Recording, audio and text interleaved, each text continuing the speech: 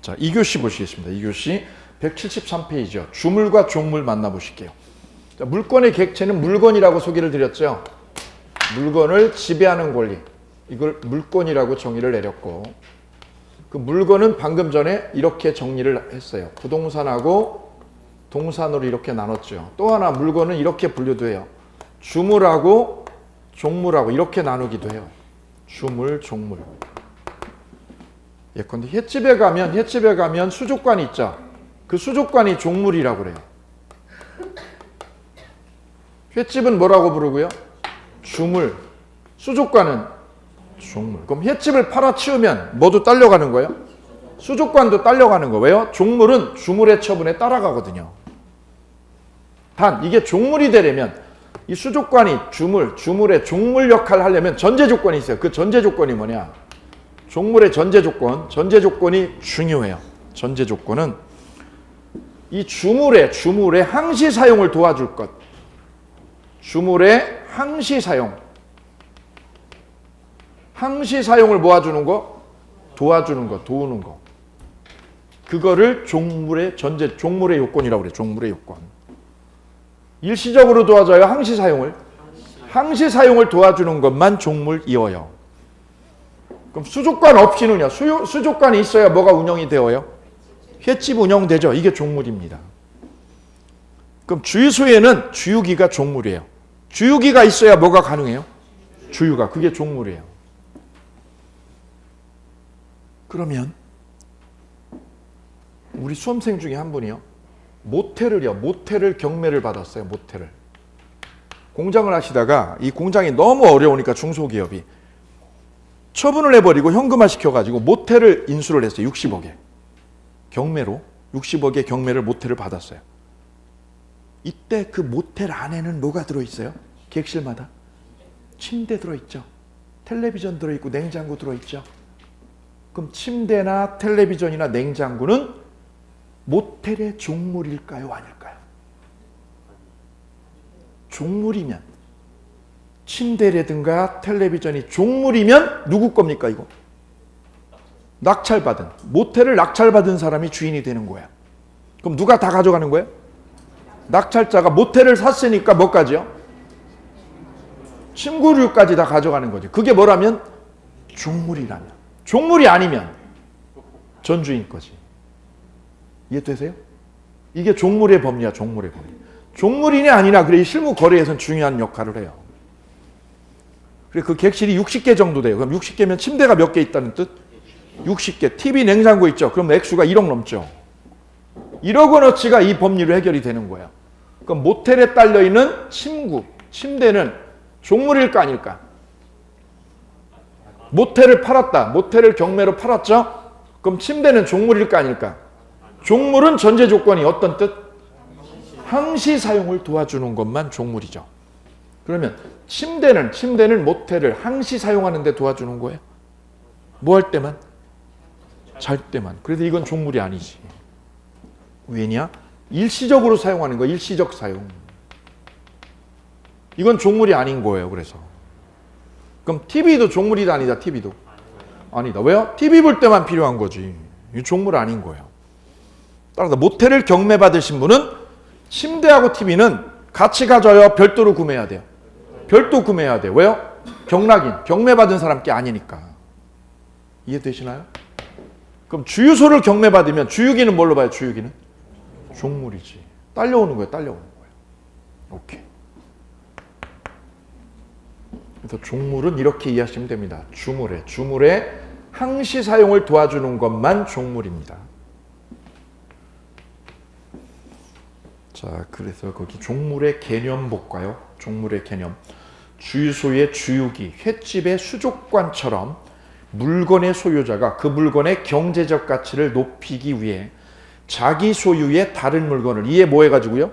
부속시켜서 보조적으로 이용하는 경우가 있는데 그 주된 물건을 뭐라고 부르고요? 주물. 그 보조적인 물건을 뭐라고 불러요? 종물. 이때 종물은 가장 중요한 전제 조건이 무슨 뜻? 항시 사용을 도와주는 것만 종물이다. 이렇게 정의를 해요. 유명한 일화가 있어요. 유명한 일화가. 역사학자 한 분이 방학 때 예, 이렇게 시골을 탐방을 하면서 문화유산을 이렇게 둘러보면서 우연히 주막집에 들렀더니 주모가 거기 주모께서 막걸리 이렇게 한 잔 갖다 주는데 옆에 보니까 강아지가 이렇게 짖는데 강아지가 밥을 먹는데요. 그 개 밥그릇이 범상치 않은 거예요. 밥그릇이 범상치 않은 밥그릇이었던 거예요. 한눈에 딱 보니까 이거는 고려청자야. 고려청자를 뭘로 쓰고 있어요? 밥그릇으로 이분이. 이 역사학자가 눈이 뒤집어졌죠. 고려청자를 제가 못 그립니다. 청자.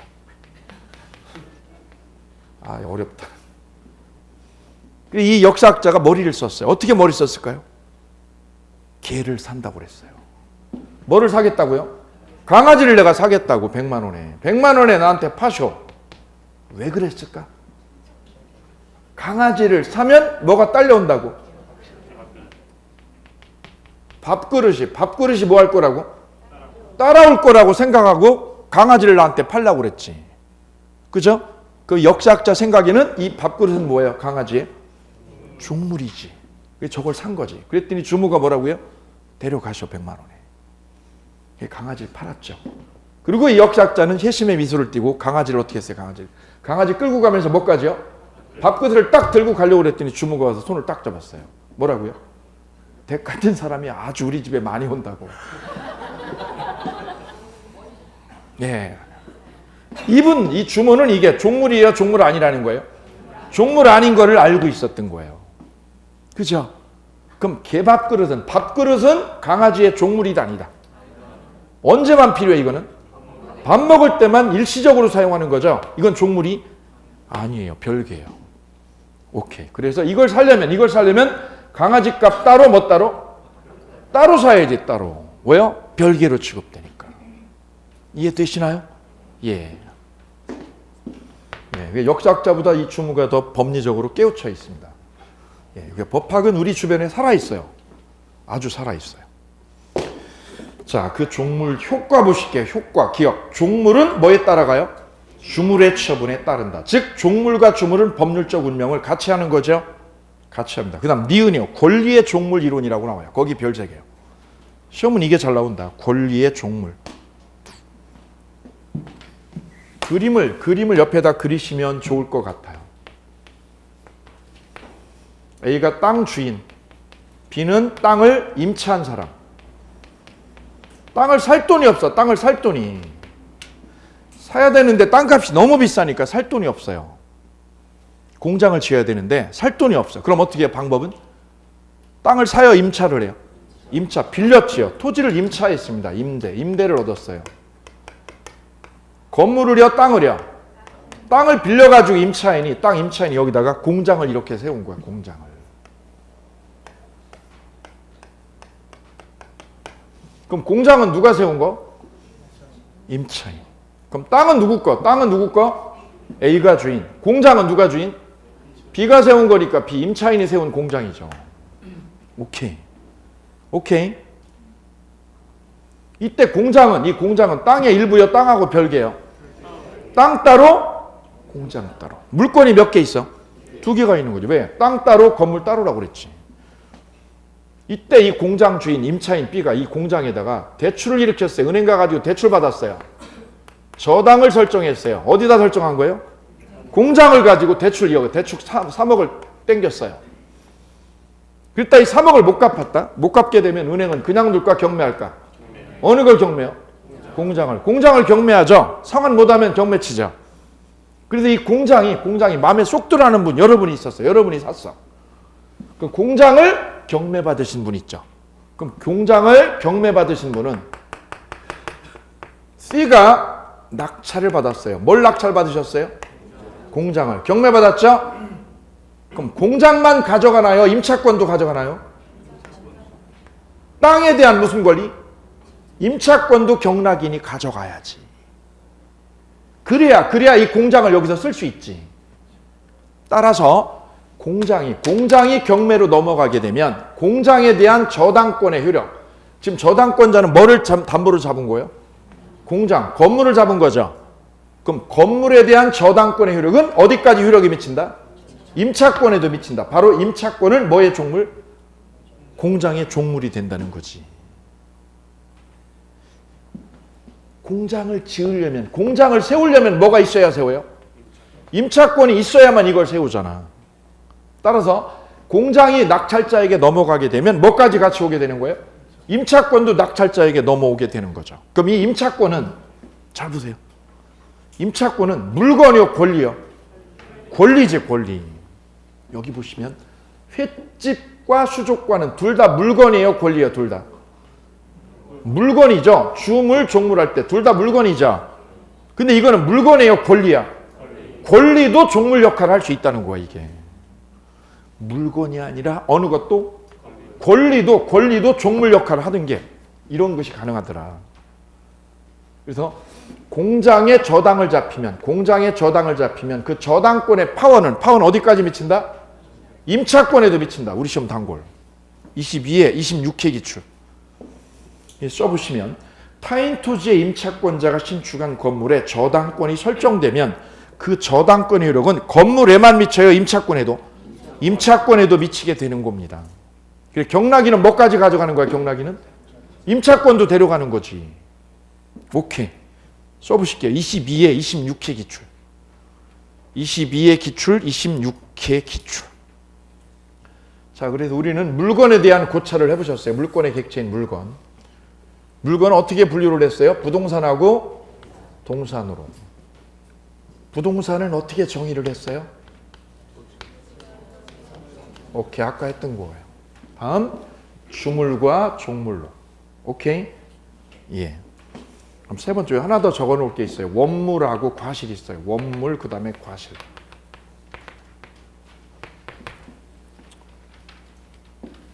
젖소에서 우유를 짰어요. 우유. 그 우유를 뭐라고 부르냐면 과실이라고 그래요. 과실. 앞으로 우유는 뭘로 부른다? 과실이라고. 과실. 자, 그 다음 물권의 객체인 물건에서 파생되는 중요한 법 원칙 하나가 뭐냐면 일물일권주의 원칙이 되겠습니다. 물권의 객체는 뭐라고 표시했어요? 물건이었죠. 물건. 그럼 물건이 한 개면 권리가 몇 개인 거? 한 개인 걸. 무슨 주의? 일권주의. 일권주의 원칙이 관철이 되옵니다. 따라서 토지가 하나이면, 토지가 한 필지면 소유권은 몇 개? 하나가 되는 거죠. 두 개가 돼야 두 개가 될 수 없어요. 두 개가 될 수 없는 원칙. 무슨 주의? 일권주의 원칙이 물권법에는 관철이 돼요. 하나의 부동산에는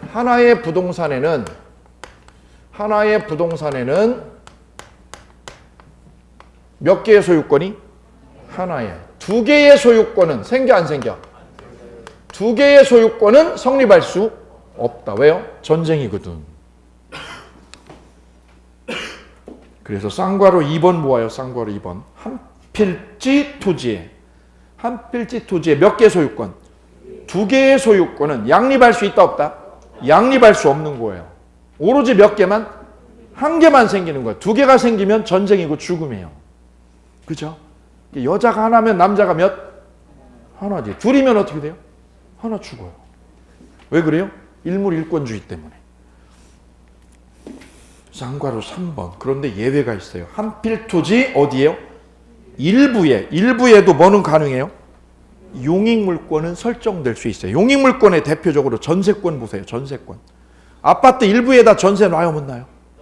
놔요. 아파트 일부에 전세를 놓을 수 있죠? 이걸 뭐라고 그래요? 예외라고 그래요. 일물일권주의의 예외. 원래는 부동산이 몇 개면? 하나면 소유권이 두 개요, 하나요? 두 개가 성립할 수 없죠? 두 개가 성립할 수 없으니까 몇 개가? 하나의 부동산에는 몇 개가? 한 개의 물건이 성립해야 되죠? 그런데 여기에 예외가 있다고, 예외. 부동산 전부요, 일부예요? 일부에도 전세는 놔요 못 놔요? 놓을 수 있다. 이걸 일물일권주의 예외라고 그래요. 예외. 그리고 거기다 써보실게요. 예외. 쌍가루 3번에다 써주십니다. 뭐라고 써요? 예외. 일물일권주의 예외. 그럼 아파트는 소유권이 몇 개로 되어 있는 거예요? 소유권 몇 개? 건물은 몇 개예요? 여기요. 나 304동에 살아. 304동 401호에 산다. 건물은 몇 개예요? 건물은 몇 개? 한 동이죠. 그 안에 소유권은 몇 개로 되어 있어요? 여러 개로 되어 있네. 여러 개의 소유권이 있네. 여러 개의 소유권이. 여러 개의 뭐가 들어있어요? 안에? 소유권이 자리를 하고 있죠. 건물은 몇 동으로 되어 있고? 1동으로 되어 있어요. 1동으로 되어 있고 소유권은 여러 개로 되어 있죠. 이것도 뭐예요? 하나의 물건에는 원래는 어떻게 돼요? 원래는 한 개의 소유권이 자리를 해야죠. 근데 한 개가요? 여러 개가? 여러 개의 소유권이 자리하죠. 이것도 일물일권주의 예외다. 이렇게 설명하는 거예요. 그럼 소유권이 하나로 되어 있어요? 여러 개 되어 있어요? 이렇게 401호, 301호, 101호 이렇게 여러 개의 소유권이 있죠. 이 소유권을 우리는 구분 소유권이라고 부른다. 같이 불러주실까요? 무슨 소유권? 구분 소유권. 한 번 더 껴안아 주세요. 무슨 소유권? 구분 소유권. 내가 살고 있는 401호, 301호 이거를 구분 소유권이라고 해요. 동은 몇 동이고요? 1동이고. 1동인데 소유권은 구분 소유권이 여러 개 자리하고 있다.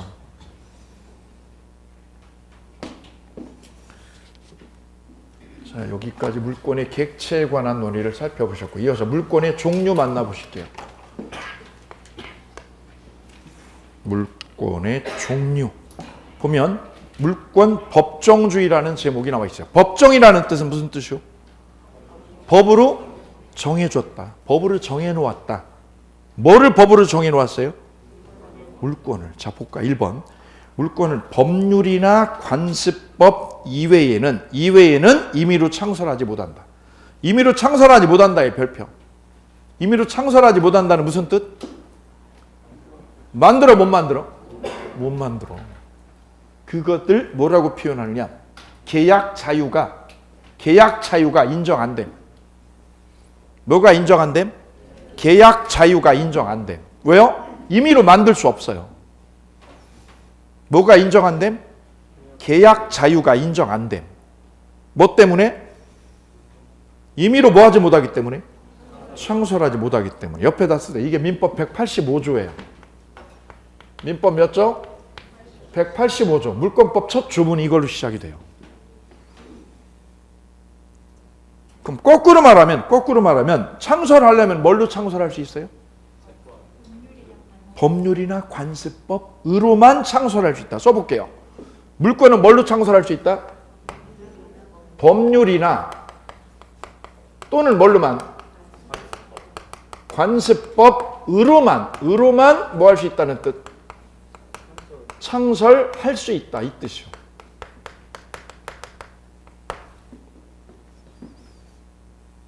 보시면 관습법, 법률이나 관습법 이외에는 동그라미요. 이외에는 뭐를 할 수 없어요?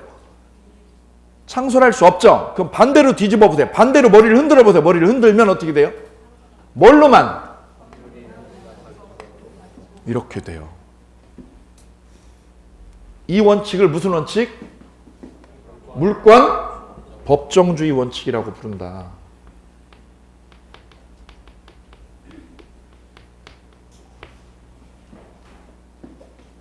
별 3개.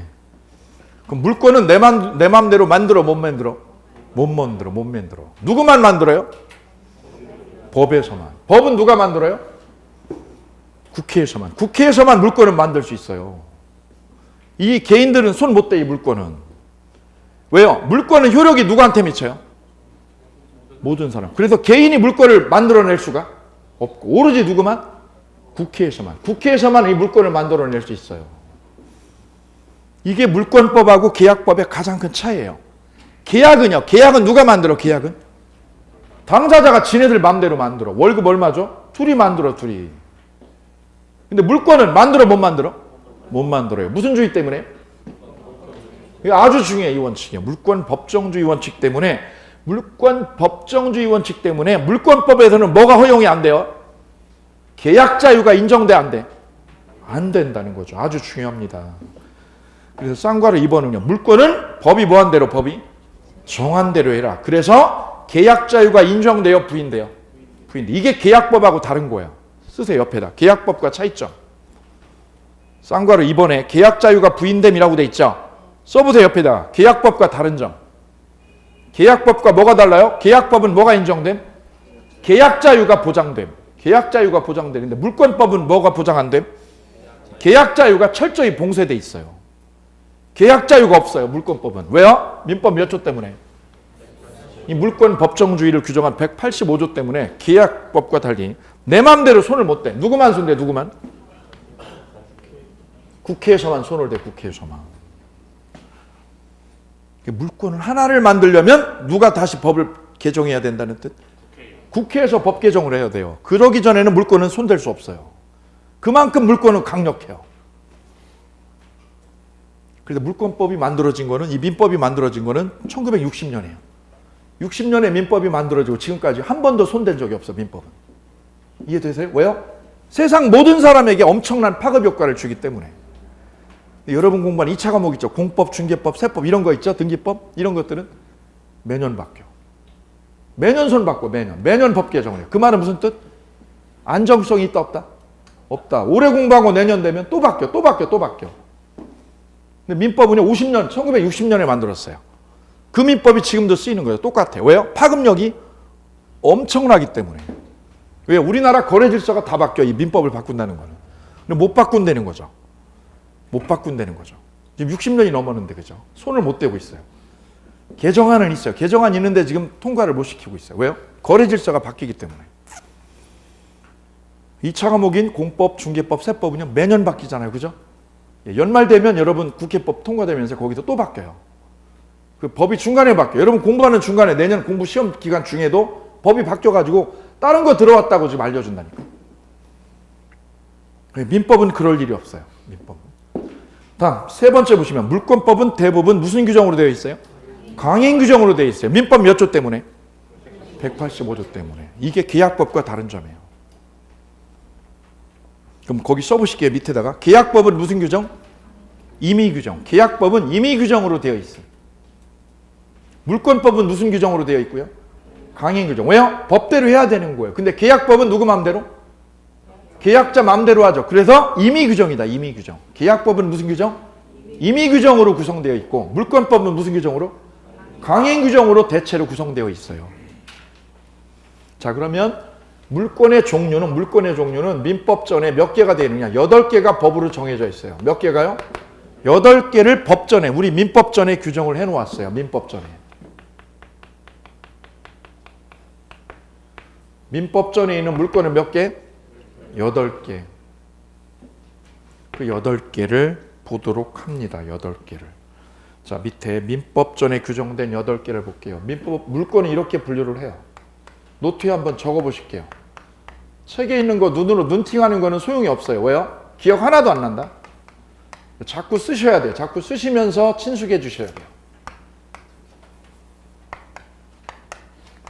물권은요, 점유권하고 본권으로 이렇게 나눠요. 점유권과 본권으로. 점유권은 뭐를 점유라고 하느냐? 사실상 지배를 하면 권리를 줘요. 무슨 지배만 하면? 사실상 지배하면 그 사람한테 권리를 주는 거예요.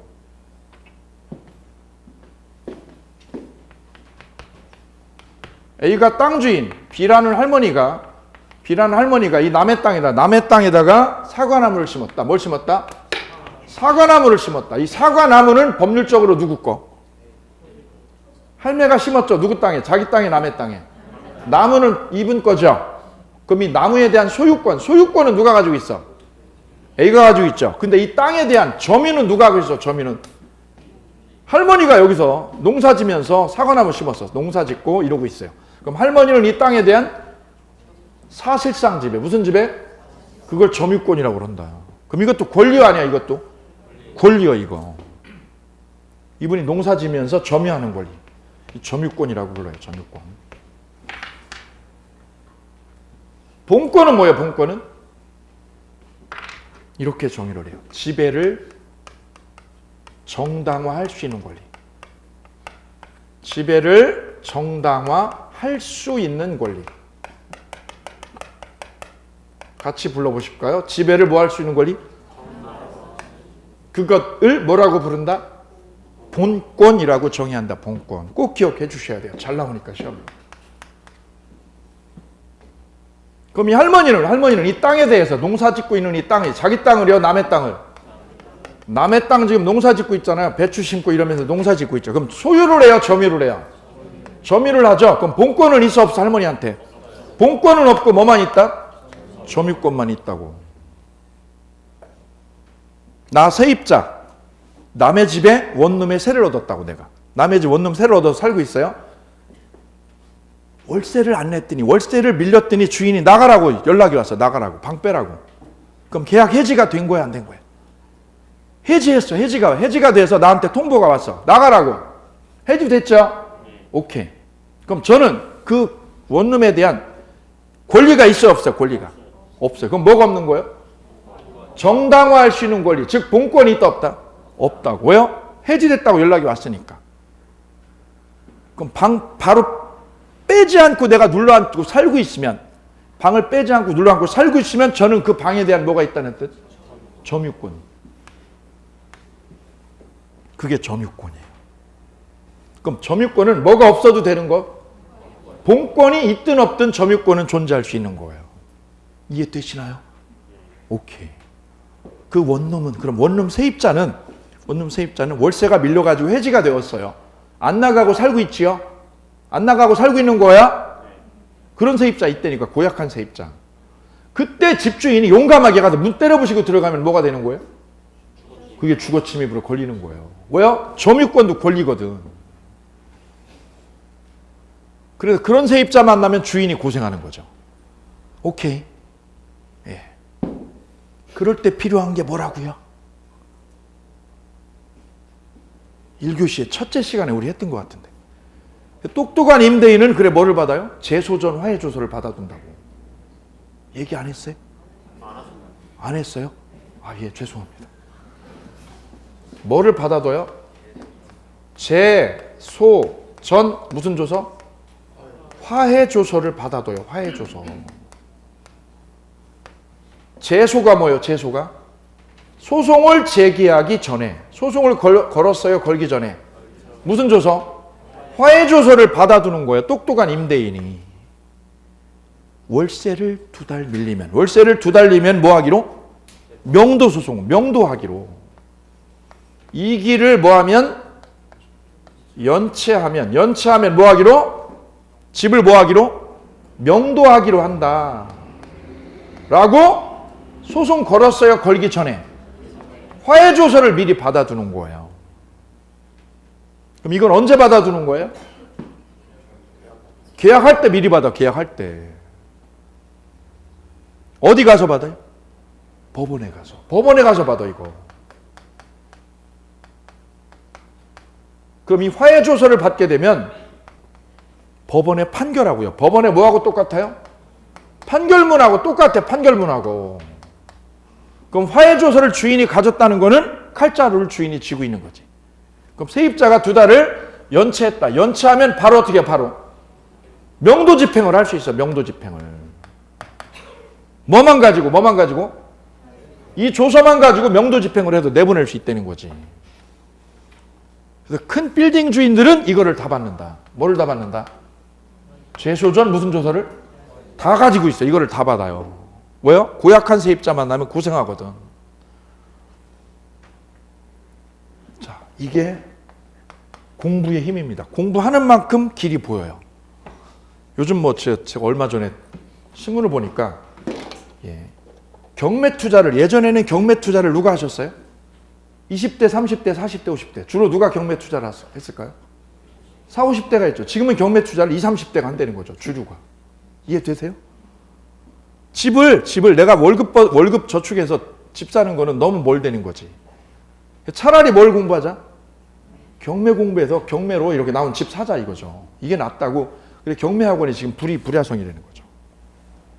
주류가 바뀌었다는 거예요. 예전에 50대였다면 지금 20, 30대로.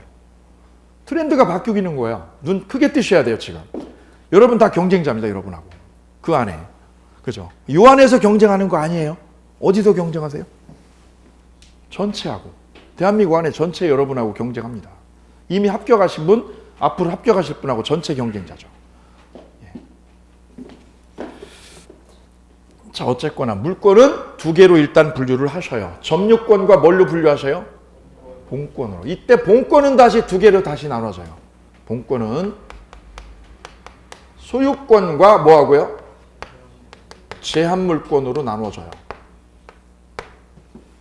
소유권은 물건을 사용도 하고 수익도 하고 처분도 다 할 수 있어요. 물건을 소유하고 있다. 소유하고 있다는 뜻은 물건에 대한 무슨 권리를 가지고 있는 거예요? 사용수익권도 가지면서 뭐까지 가는 거예요? 처분권까지 다 가지고 있는 거예요. 그래서 이 소유권을 완전 물권 이렇게 얘기를 해요. 내가 물건에 대한 무슨 권한을 가지고 있다? 사용수익만 해요? 처분권까지요?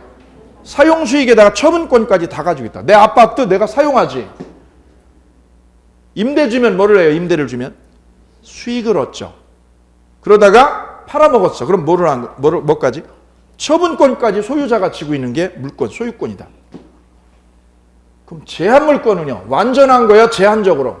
제한적으로 지배를 하는 거야. 제한적으로. 그래서 제한물권은 다시 두 개로 나눠져요. 용익물권과 담보물권 두 개로 나눠집니다. 용익은 무슨 뜻? 사용수익을 가지는 권리. 사용수익을 가지는 권리를 용익물권. 담보물권은 뭘 가지는 권리? 처분권을. 그래서 사용권을 가지면 용익물권. 밑에는 사용권을 가져요? 처분권을 가져요? 처분권을 가지면 담보물권. 이렇게 분류를 해요. 다시 용익물권에는 세 가지가 있어요. 지상권, 지역권, 전세권. 이 셋 중에서 만나보셨던 건 여러분이 아는 거는 전세권이죠. 이 지상권, 지역권이 이제 강론에서 물권법 강론에서 만나실 거예요. 그럼 전세권은 남의 집을 뭐 하는 권리? 사용하고 수익하는 권리. 담보물권에는 세 가지가 있어서 첫째요, 유치권. 두 번째는 질권. 세 번째는 저당권. 세 가지가 있습니다. 이 중에서 여러분이 자주 접하는 거는 저당권. 예, 유치권하고 질권은 강론에서 만나시겠습니다. 이때 질권이라는 건 우리가 내가 돈이 필요하면 요즘 저 신용카드를 쓰죠. 근데 예전에 신용카드 나오기 전에는 돈 필요하면 급전 어디로 가서 빌렸을까? 전당포에 시계 들고 가요. 시계를 들고 가서 시계를 맡기죠. 맡기고 돈을 꿔오는 거죠. 그럼 전당포는 돈을 꿔줘, 나한테 5만 원을. 뭐를 담보로 잡고? 그게 바로 질권이에요. 시계를 질로 잡은 거야, 질로. 그걸 뭐라고 부른다? 질권. 근데 이 질권은 우리 시험에 안 나온다, 한 문제도. 이거 표시해 두세요. 물권 중에서 물권은 시험에 다 나오거든요. 근데 뭐만 시험에 안 나온다? 질권은 시험에 한 문제도 안 나온다. 출제 범위에서 제외된다. 이렇게 출제 범위에 명시가 되어 있어요. 출제 범위에서 제외됨. 어쨌거나 그럼 물권은요, 토탈에서 몇 개가 있는 거예요? 용익물권에 몇 개? 3개. 담보물권에 몇 개? 3개. 그 다음에 소유권, 그 다음에 점유권. 토탈에서 몇 개가? 8개가. 8개가 어디에 정해져 있어요? 법전에 정해져 있어요. 그걸 무슨 주의? 물권? 법정주의라고 한다고 개별표. 근데 민법 여기 보시게 되면 물권은 법률로만 창설해요? 관습법으로도? 관습법으로도 창설이 되죠. 그래서 민법전이 아니라 어느 거로도 창설이 가능하냐면 관습법으로도 창설할 수 있습니다. 민법이에요? 관습법으로도? 법전이요? 관습법이에요? 관습법으로도 창설할 수 있다는 뜻. 관습은 뭐예요? 관습은? 관행으로 내려오는 거. 관행으로 내려오는 게 법이 된 거죠. 관행으로 내려온 것을 법원이 승인해 준 걸. 그걸 관습법이라고 그래요. 관습법. 집안에도 보면 관습이 있어 없어요? 있어요. 여자는 밤 10시에 10시 전에 들어온다. 관습이야, 그게. 오케이. 그죠? 관습이죠. 그 집안에는 고유한 관습이 있어요. 그걸 우리는 뭐라고 그래요? 좋게 말해서 전통이라고 그러죠. 뭐라고 그래요? 전통이죠. 그 집안의 전통이자 고유한 색깔이죠. 색깔.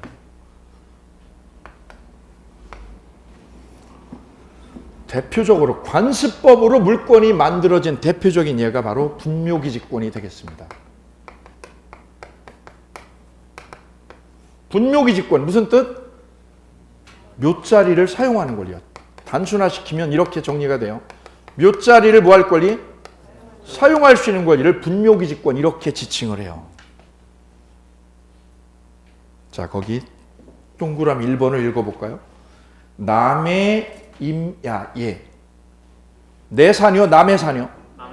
분묘를 설치하고 몇 년 이상 관리했어요? 20년 이상 분묘를 관리해온 자는 법전이에요? 관습법이에요? 관습법이에요. 관습법은 우리 오랜 전통이죠. 전통. 등기하고요? 등기 없이도? 등기 없이 분묘 수호를 위하여 분묘기직권을 줍니다. 분묘기직권이 무슨 뜻? 묘자리를 사용할 권리를 말합니다. 특징은 뭐를 하지 않아도 되어요? 등기를 하지 않아도 인정해 주어요. 자, 그래서 A라는 임야 주인이 임야를 B에게 팔았습니다.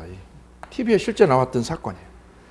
땅을 매각을 했어요. 매각을 해요. 현금화 시키려고 땅 임야를 매각을 했지요. 이때 이 땅을 매각한 매수자는 한의사분이야. 왜 샀을까? 왜? 약초 심으려고. 여기다 약초 심으려고. 그럼 이 한의사분은 이 땅 살 때 여기를 둘러봤을까? 안 봤을까? 바빠 죽겠는데. 일해야 되는데. 환자 봐야 되는데. 저기 보러 갔을까? 못 봤을까? 여기 4만 평이야. 4만 평. 그럼 입구만 대충 둘러보고 온 거죠. 전체를 둘러봤어요? 못 봤어요? 못 봤죠. 그래서 등기가 넘어왔어요. 매각을 해서 등기가 넘으면 이 임야는 누구 거? 한의사 거. 소유권 넘어왔죠. 그리고 약초를 재배하려고 인부들을 데리고 저기를 갔더니 저 뒷산에 가보니 뒷산에 한번 이렇게 올라가 보니 이 뒤에 묘가 여기가 200기가 있더라는 거지. 누구 묘야? 누구 묘? 이 사람 임야 주인 A가 가지고 있던 묘였죠. 오케이? 자, 이때 그럼 임야는 누구로 바뀌었어? A에서 누구로? B로 바뀌었죠. 그러면 이 묘가 누구 임야에 자리하고 있는 거예요? 누구 묘에? 자기 땅이에요? 남의 땅에? 남의 땅에 이 묘가 자리하고 있게 되죠. 그때 이 한의사분이 이 임야를 매각할 때 이 묘를 이장하는 조건, 이걸 이장시켜라 이런 걸 조건을 넣었어 안 넣었어요? 안 넣었다는 거죠. 이거 존재를 몰랐으니까. 그러면 이 묘를 이장해요? 그대로 둬요? 그대로 두고 이 자리를 쓸 수 있는 거죠. 이 권리를 무슨 기직권? 이렇게 소개를 해요. 그럼 누가 낭패? 예, 한의사가 낭패죠. 왜요? 저걸 이장을 못 시켜요. 이장해달라고요. 이 한의사가 이거 내 땅이니까 내 땅에 있는 묘를 뭐 하라고? 파서 이장해라. 이런 요구를 얘가 해요, 못해요, 얘한테? 못 한다는 거죠. 이장해달라고 한다, 못 한다? 이장 요구를 못 하게 되는 거죠. 왜 못 하는데, 왜?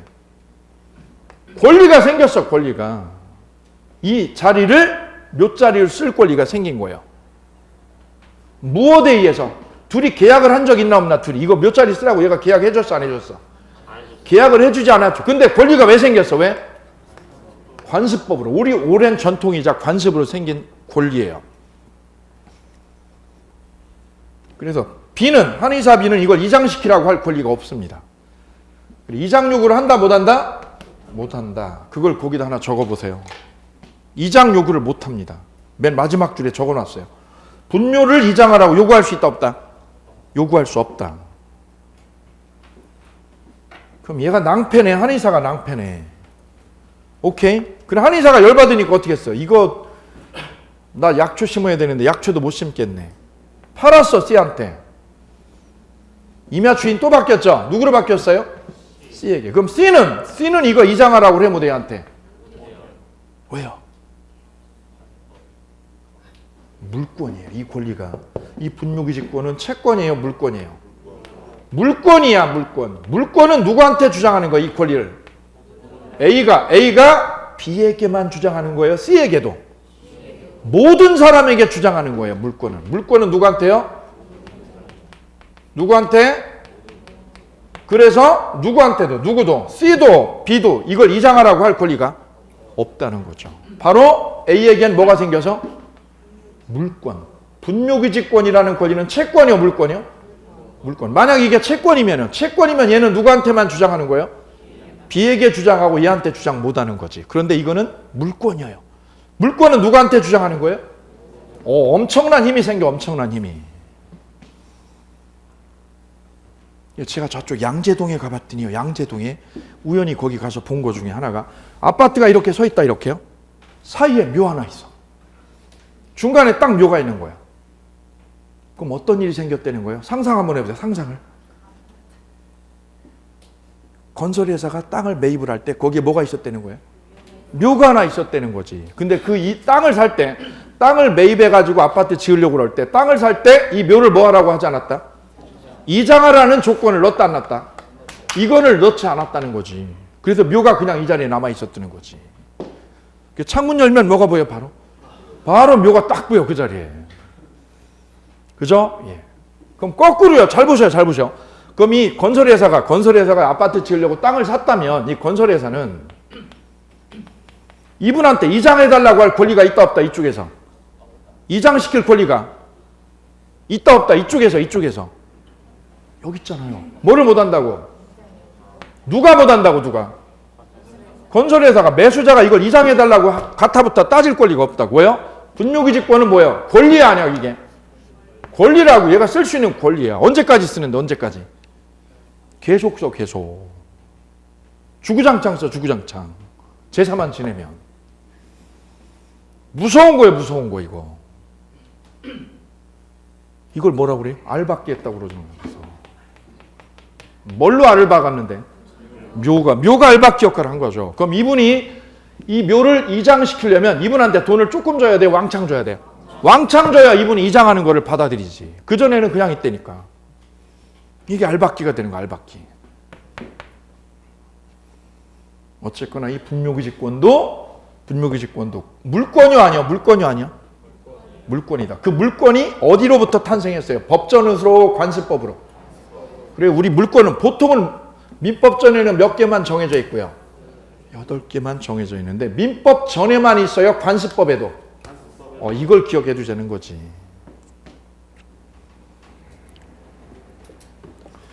다음 네 번째에 물권의 효력 나옵니다. 효력을요. 순 우리말로 옮겨 적으면 뭐라고 옮겨 적으면 좋을까요? 효력을 순 우리말로 바꾸면 힘. 무슨 힘? 물권의 힘. 영어로 바꿔 놓으면 파워죠. 물권의 파워입니다. 파워. 물권이 갖는 파워가 두 가지예요. 두 가지. 하나는 우선적 효력. 두 번째는 물권적 청구권. 두 가지의 파워가 생겨요. 누구한테만? 채권이요, 물권이요? 물권. 이 목차 다 외우셔야 됩니다. 여러분 머릿속에. 다 외워지셔야 돼요. 다 지금 채권에 대해서, 물권에 대해서. 예, 이거 다 머릿속에 딱 저장돼 있으셔야 됩니다. 왜냐면 1월달에 기본서 나오죠. 기본서 나오면 이것만 100페이지야. 여기까지만. 지금 100페이지를 줄여놓은 거예요. 100페이지를. 간략하게. 여러분 빨리 접근하도록, 입문하도록. 이제 기본서 나오면 여기서 여기까지는 100페이지가 넘어요. 실제로. 100페이지 훨씬 넘어. 그러니까 이 목차. 뿌리가 되는, 베이스가 되는 이 목차를 머릿속에 딱 저장해 두셔야 돼요. 왜? 여기로부터 점점 양이 많아지거든요. 눈으로 눈팅하는 거는요, 아무 도움 안 돼요. 카톡이나 눈팅하는 거지 민법은 눈팅하는 거 아니에요. 예. 어제 합격자 발표 났어요. 오케이. 어제 올해 시험 쳤던 분 최종 합격자 발표가 어제 있었어요. 예. 21만 명 정도 응시해서 합격률은 20% 정도라고 그래요. 그럼 100명이면 몇 프로? 20명 되고 80명은 아웃. 오케이. 그 중에 동차 합격자는요, 더 적어요. 동차 합격자는. 그거 감안하셔야 돼요. 1차만 되셨던 분들이 되는 거지 1, 2차 동차 합격률은 5%에서 10% 안팎이에요. 그럼 100명이면 5명 정도 되는 거예요. 1차 동차 합격은.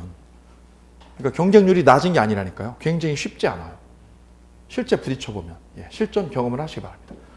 1년 안에 빨리 붙으려면 이 틀을, 그리고 제가 던져두는 틀을 빨리 흡수하실 것. 그게 빨리 가는 지름길입니다. 지름길. 자, 물권의 효력을 보실게요. 물권의 효력. 효력을 뭐라고 부른다고요? 힘이다. 힘. 물권이 가는 힘이 두 가지. 첫 번째 힘은 우선한다. 채권보다 우선한다는 뜻. 그래서 물권의 우선적 효력을 부여를 합니다.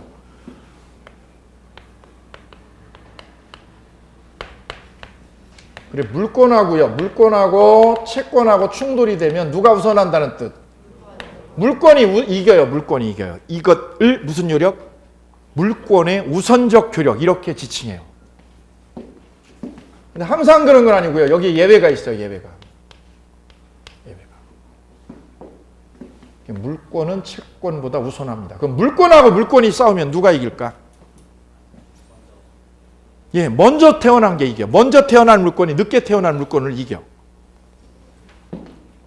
자, 책 볼까요? 1. 개념. 물권이 채권보다 우선하는 효력을 무슨 효력이라고 그래요? 우선적 효력. 2. 제한물권 상호간의 효력. 제한물권이 뭐가 있었어요? 용의물권하고 담보물권. 제한물권 상호간의 효력은 먼저 성립한 물권이 나중에 성립한 물권보다 우선하게 돼요. 그럼 먼저 성립했는지 늦게 성립했는지는 뭘로 판단을 해요? 물권은? 등기. 써주십시오. 등기의 선후. 등기의 선후로 결정이 판가름이 나는 거예요.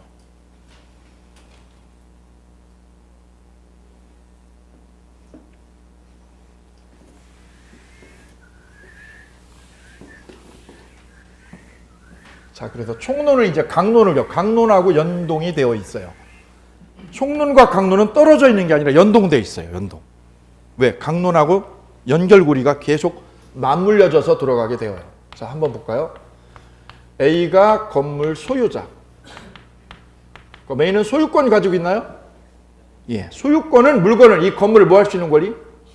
사용, 수익, 처분 다 할 수 있죠. 예. 그래서 A가 B 은행에다가 저당을 잡혔어요. 저당을. 대출 1억을 받고 저당을 잡혔어요. 저당권이 생겼어요. 1월 달에. 그리고 이 집을 C가 전세를 얻었어요. 전세를. 여기 1월 달, 여기는 6월 달. 그럼 저당권이 선순위, 전세권이 선순위? 저당권 선순위, 전세권 후순위. 이때 전세권의 존속기간이에요. 존속기간이 아직 2년이나 남아있어요. 그럼 2년 동안 살아 못 살아? 살 수 있죠. 그럼 이 전세 들어간 이 C는, 이거 뽕순이면, 뽕순이는 계약기간 동안 살 수 있는 권리가 보장된 거죠? 오케이. 그런데 그 계약기간 채우기 전에 이 저당권자 은행이 집을 경매를 했어. 왜? 대출금 상환을 못하니까 경매했어. 그럼 집이 매매류역, 경매류역. 경매로 넘어가게 되면 이 전세권자 뽕순이는 이 집에 살까 못 살까? 못 살아요. 뭐보다 늦게 성립했어요? 저당권보다. 이 저당권보다 먼저 생겼어요? 후순위로 생겼어요? 후순위로 생겼죠. 그러면 저당권자가 이 집을 경매를 하면 이 전세권은 날아가서 소멸해요. 선생님, 계약기간 남아있는데요. 남아있어도 소멸해요. 없어져요. 그럼 배당은요? 배당은 몇 순위로 받고요? 1순위, 2순위. 2순위로 배당을 받죠. 2순위로. 배당에서는 몇 순위로? 2순위로 받는다. 2순위로. 그럼 낙찰자 집에 살아요? 못 살아요? 낙찰자 집에? 못 살아요. 그래서 낙찰자는 이 뽕순이가 안 나가고 여기 버티면 어떻게 버티면? 명도 소송을 진행하는 거지. 나가라고. 왜요? 전세권이 있으니까 소멸했으니까. 소멸했으니까 나가라고. 그래서 전세권과 저당권에 충돌이 되면 등기가 먼저 된 게 이기는 거예요. 오케이? 그럼 이 전세권자의 뽕순이는 이 집에 전세 들어갈 때부터 예상이 된 거야, 안 된 거예요? 된 거예요. 나는 언제까지만 살 수 있다? 경매 들어오기 전까지만 나 저 집에 살 거야. 이걸 예상하고 들어간 거지. 경매 들어오기 전까지만 산다. 경매 들어오면 쫓겨난다. 소멸한다가 다른 말로 바꾸면 무슨 뜻? 쫓겨난다 이거죠. 쫓겨난다. 왜 쫓겨나는데? 전세권이 뭐하기 때문에? 소멸하니까. 우리 시험 단골.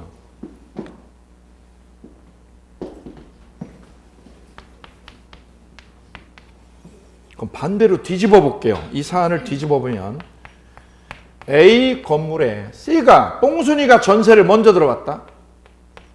전세 먼저 들어오고 뒤에 은행이 저당을 잡았다. 뭐가 선순위? 전세권이 선순위. 그럼 누가 후순위? 저당권이 후순위죠. 이때 후순위 저당권자가 대출금 얘가 상환을 못해서 경매를 하게 되면 누가 경매한 거예요? 저당권자가 이 주인집을 경매했다. 뽕순이는 이 집에 살아 못 살아요? 살 수 있다. 왜? 저당권보다 선순위 전세권은 경매가 돼도 없어져요, 존속해요? 그대로 존속합니다. 계약기간까지요. 계약기간까지 존속합니다. 단 배당 요구하지 않으면, 뭘 요구 안 하면? 배당 요구 안 하면 존속한다. 오케이, 여기에 생략되어 있어요. 뭐가 생략되어 있어요? 배당 요구를 안 하면 소멸한다, 존속한다? 존속한다. 우리 시험 단골 17에 29에 아니 17에 19에 24에 우리 시험 단골. 뭐보다 선순위인 거? 저당권보다 선순위 전세권은 없어져요, 존속해요? 존속해요. 그거를 우리는 뭐라고 그러냐? 그럼 낙찰자는 이 집을 경매받은 낙찰자는 이 전세권자를 내보내요, 그대로 둬요? 그대로 둬. 그래서 낙찰자는 이렇게 말하는 거죠. 전세금 끼고요. 전세금 끼고 경매받았다. 이렇게 표현하는 거지. 뭐 끼고 샀다? 전세 끼고 집 샀다. 이렇게 표현하는 거예요. 그럼 이 뽕순이는 전세금 1억을 나중에 누구한테 받아요? 계약기간 끝나면? 낙찰자에게 받는 거. 왜요? 전세권은 뭐가 있어서? 대항력이 있잖아요. 또 연동돼 있어요. 물권은 민법은 앞에 거 계속 활용돼. 계속 활용. 전 시간에 졸면 이번 시간 대책 없어요. 연결 안 돼.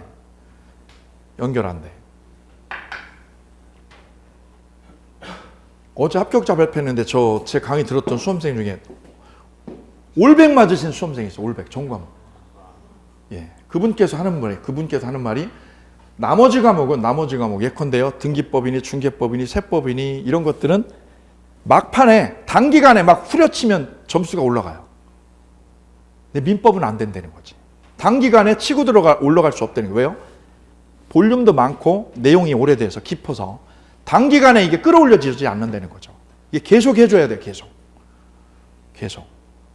그 2차 과목 같은 경우는 제 수험생 중에 수업을요 3번도 안 들어갔어. 세법을 3시간도 안 들어갔다니까. 1년 내내 등록을 해놓고 합격했어. 왜요? 제가 대신에 그래서 마무리 특강을 2번, 3번 들어주십시오. 그러면 정리가 싹 돼버린다고. 근데 민법은 그게 안 돼요. 단기간에 되지 않는다. 계속 장기 학습을 해줘야 된다는 거지. 해보시면 바로 체감을 하실 거예요. 어쨌거나 전세권이 저당권보다 후순위요, 선순위요? 얘는 경매로 없어져요, 그대로 남아있어요. 뒤에 있는 거는 저당권보다 뒤에 있어요, 앞에 있어요, 얘는 소멸하죠.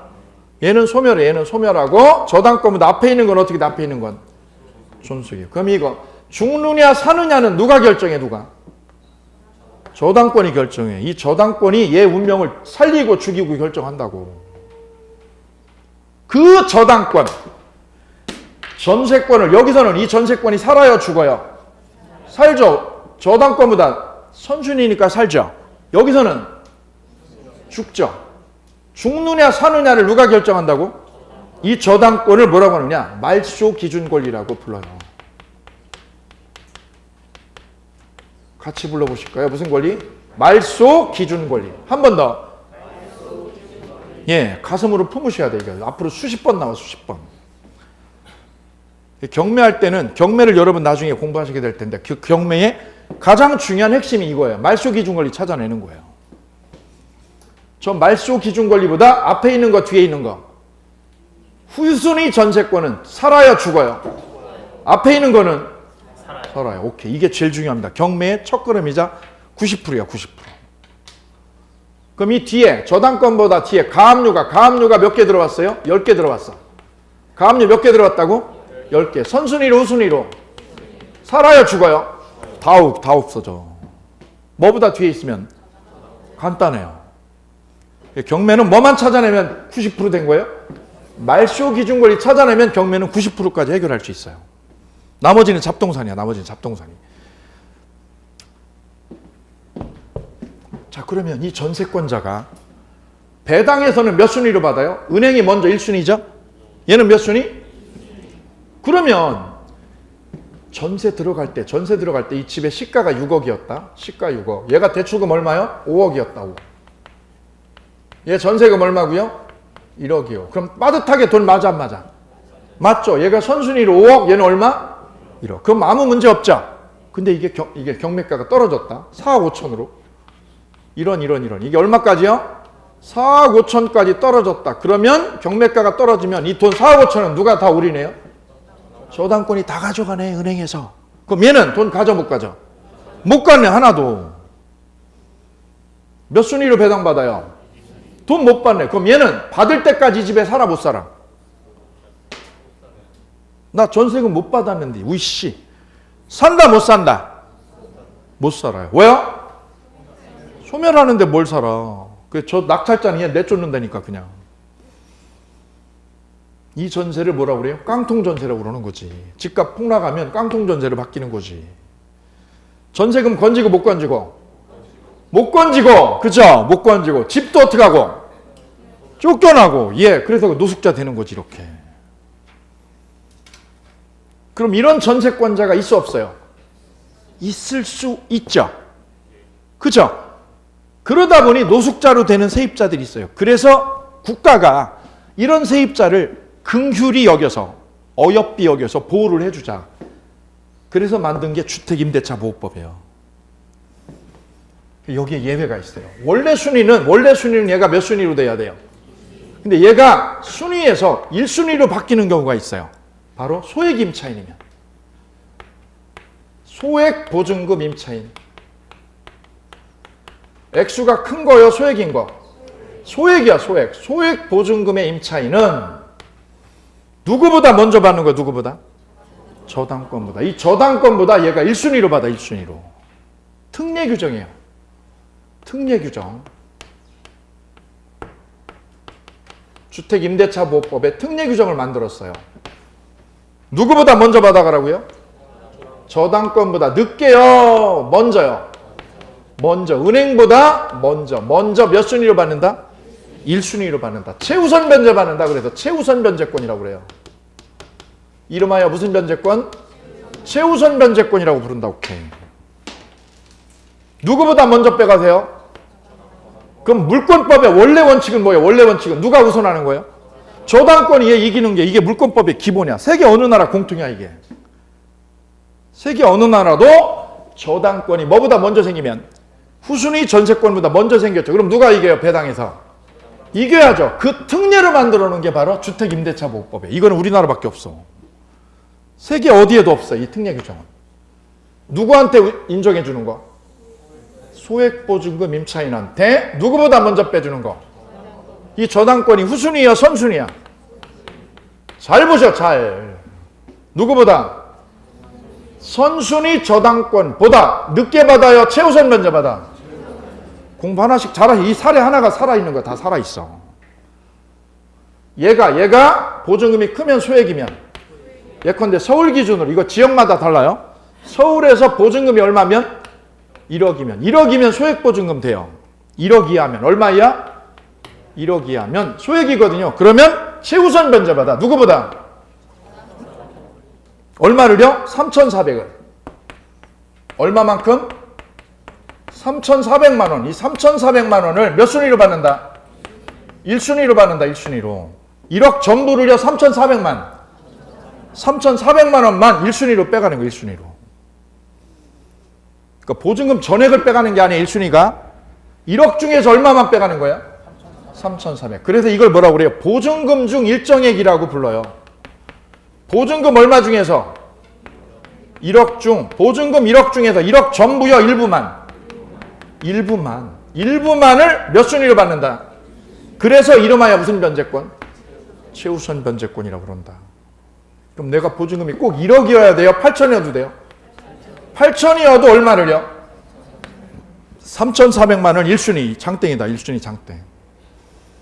그래서 보증금이 이렇게 내가 8천이면 앞에 누가 있어도 앞에 누가 설정돼 있어도 저당권이 설정돼 있어도 세 들어가도 돼 안 돼?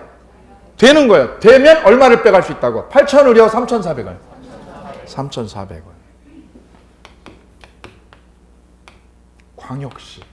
광역시는 6천만 원이야. 광역시는 6천만 원이야.